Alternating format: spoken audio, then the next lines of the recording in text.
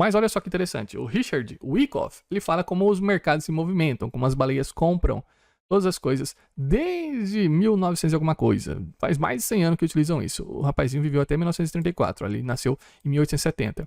E ele, um grande trader, falou: o mercado se movimenta dessa maneira e as baleias compram em ciclos. Então tem a fase de acumulação e depois tem a fase de distribuição, onde os ricos ficam mais ricos e os pobres ficam mais pobres. E eu coloquei aqui nesse gráfico uma acumulação de Wyckoff há muito tempo. Vamos pegar esse gráfico aqui, acho que dá para copiar. Colocar em cima desse. Então temos aqui a acumulação de Wyckoff.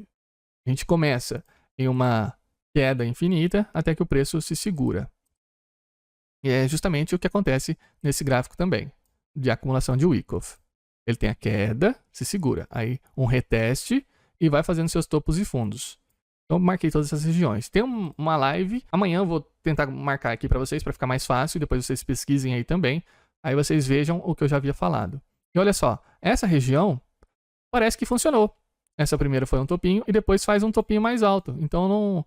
Aí, parece que está exatamente igual à acumulação de Wyckoff do bilhete, olha só.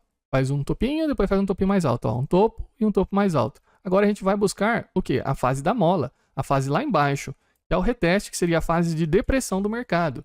Todo mundo fala. Então teríamos a fase de spring, que é a fase da mola, aqui embaixo. Então o preço do Bitcoin pode voltar até os 14 mil, 12 mil dólares, caso ele venha a retestar um fundo mais baixo do que esse fundo aqui, ó, que seria essa fase B aqui, essa fase aqui. Então pode ser que o fundo venha aqui antes de começar a subir novamente. Seria a nossa bull run com o halving do Bitcoin. Só que mesmo com essa perspectiva negativa de que pode colapsar ainda mais baixo o preço do Bitcoin, vamos apagar isso, o Wyckoff ele disse que não precisa ser dessa maneira todas as vezes. Existem várias acumulações. Então tem essa primeira acumulação que ele desenhou e a segunda acumulação, vou pegar essa outra fase aqui, ó, veja que ela não tem um fundo mais baixo. A fase C, que seria essa fase da mola, não acontece todas as vezes. A gente coloca nesse gráfico, eu achei interessantíssimo. Então o preço ficaria lateralizando, segurando em algum suporte aqui por essa região. E lateralizar por um bom tempo, que seria a fase da depressão no mercado, antes de começar a subir. Aí o SOF seria a força do movimento, né? Não é SOS de, eu tô desesperado. Não, não. É a força do movimento entrando. Entra uma força do movimento e sobe.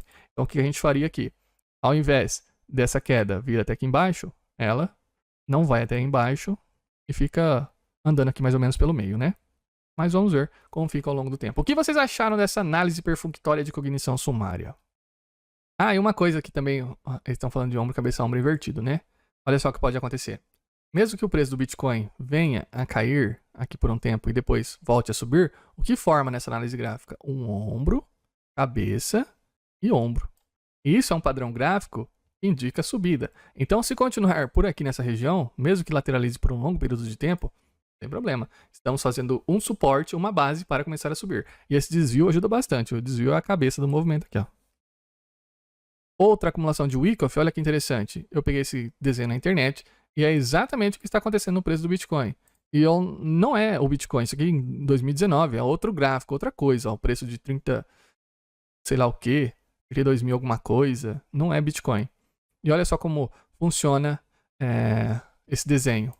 É o desenho que está acontecendo nesse exato instante. Então essa acumulação de Wyckoff não é para o Bitcoin, é para tudo. Acontece há mais de 100 anos. Porque as baleias querem acumular cada vez mais. Então as baleias, elas vão comprando em certas regiões e manipulando o preço. Elas precisam de um grande período de tempo para comprar antes de deixar disparar o preço. Então eles, quando está subindo, dumpam no mercado e assim por diante.